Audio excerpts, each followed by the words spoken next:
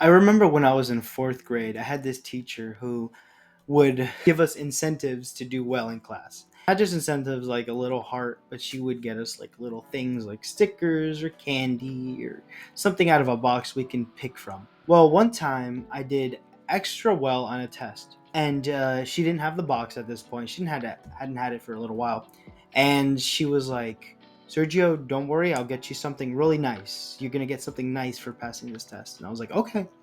And I waited, and then I reminded her, "Oh, where's my like? Do you have the thing you promised me?" Just reminding you.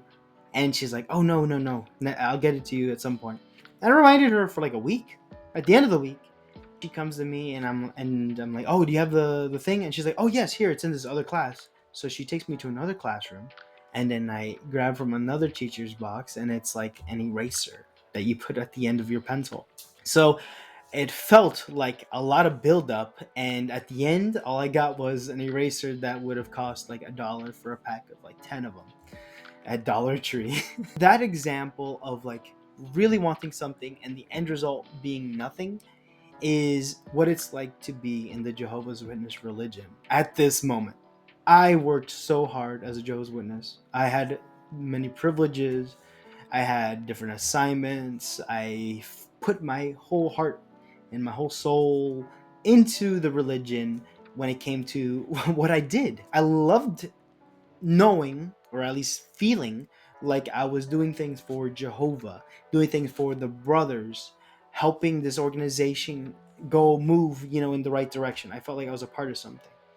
When I left the religion, and I found around that time when I found out the religion was hiding things, the ARC, the abuse cases, just on and on and on. And the fact that teachings weren't right. Scripturally, they weren't right.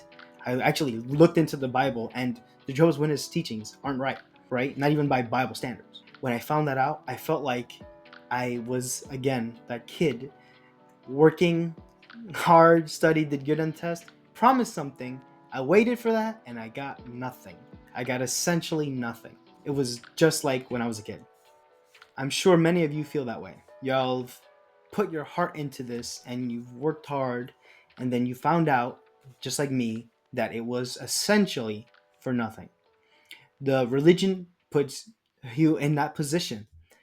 We wasted our time. You, as a member who is out, or a person who is questioning it, questioning the religion, questioning your beliefs, looking into it, doing investigations like I did, not with bad intentions, but earnestly seeking the truth that you were taught to look for your whole life, the truth that you believed that you had, that you knew you had in your heart, but brain tells you there's something wrong with it. You, as that person in your situation, what's the straw that breaks the camel's back?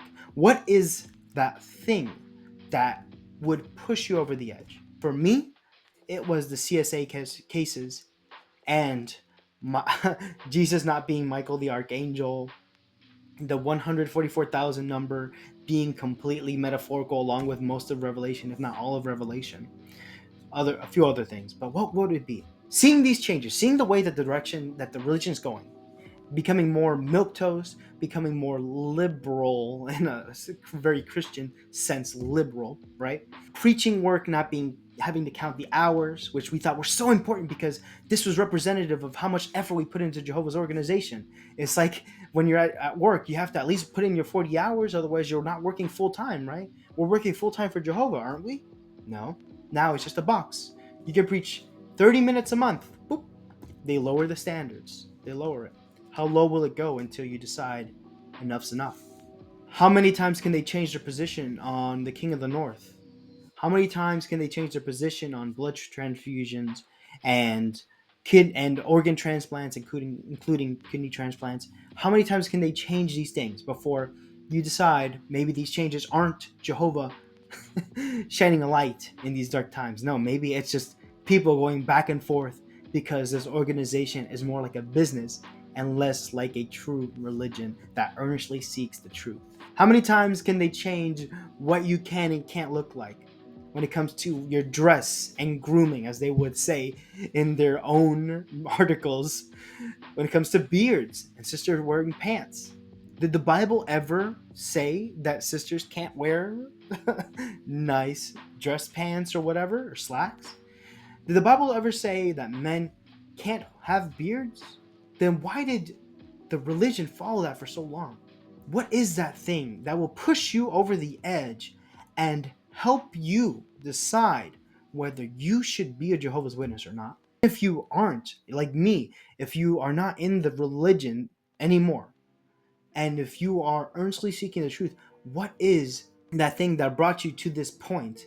And what do you do now to cope? I honestly am looking for all to comment and let me know, because this is such a big question. And this is something that can help us as a community of people, as a as an unorganized but at the same time organized set of people that differing beliefs, different backgrounds, different countries, different ages, we all can benefit from this.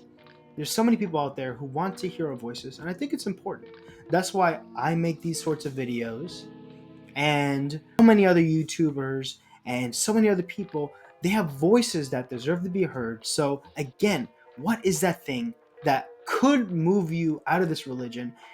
And if you're out, what is the thing that helped you get out? And how do you find your own help now? So comment below, let me know, and I'd love to hear your voices. Love to do a video, reading some of your comments, and having a conversation. Don't forget to again hit like, subscribe, notification bell, and be aware that we have a lot of videos coming again with me and Ruby Quinn on YouTube, who's also known as New Yorker Rican, and we're going to be talking about lots of things, including our new book club. So stay tuned. Have a good day. Take care.